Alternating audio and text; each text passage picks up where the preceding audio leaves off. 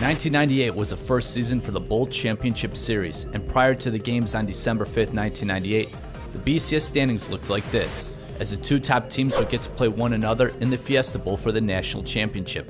With 4 games remaining to conclude the college football season before the bowl season on December 5, 1998, top 3 teams would be in action.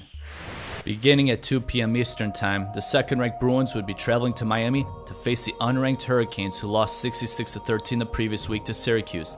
This contest was originally to be played in September, but due to Hurricane George, this game was rescheduled for December 5th. Both teams struggled to stop one another, and it seemed as if Miami had no shot at beating UCLA after the Bruins took a 38-21 lead in the second half. But Miami surged to cut UCLA's lead to 45-42.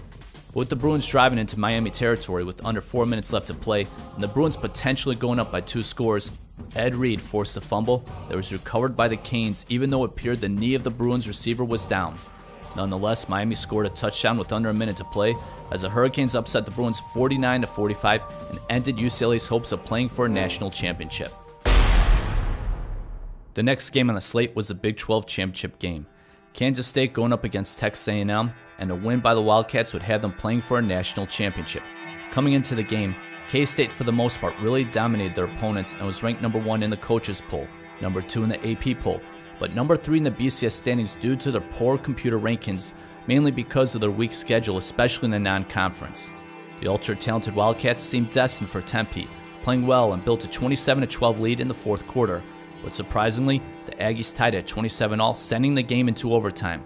Unfortunately for Kansas State, during the second overtime and on a 3rd and 17, and after K-State scored a field goal of their possession during the second overtime, Aggies quarterback Brandon Stewart hit Sir Parker with a 32-yard touchdown to win the game and knocked Kansas State out of the national title picture.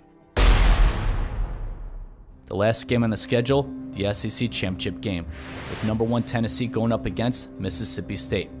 With about 7 minutes left to play, Mississippi State had a 14-10 lead, and it seemed quite possible Tennessee would get upset and have their title dreams ruined like UCLA and Kansas State. But T. Martin threw 2 touchdowns in a short span, and Tennessee prevailed in what has been an insane day in college football. As for the aftermath, the final BCS standings looked like this, as Florida State with their 3rd-string quarterback would be the one-loss team to play in the inaugural BCS championship game.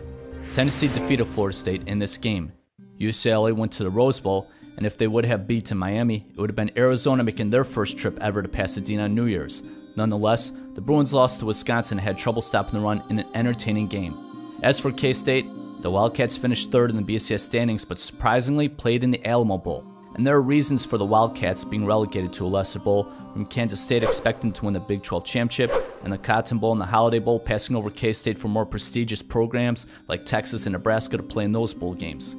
K-State lost to Purdue in the Alamo Bowl, and I really hate excuses in terms like trap games or overlooking opponents or not being ready to play.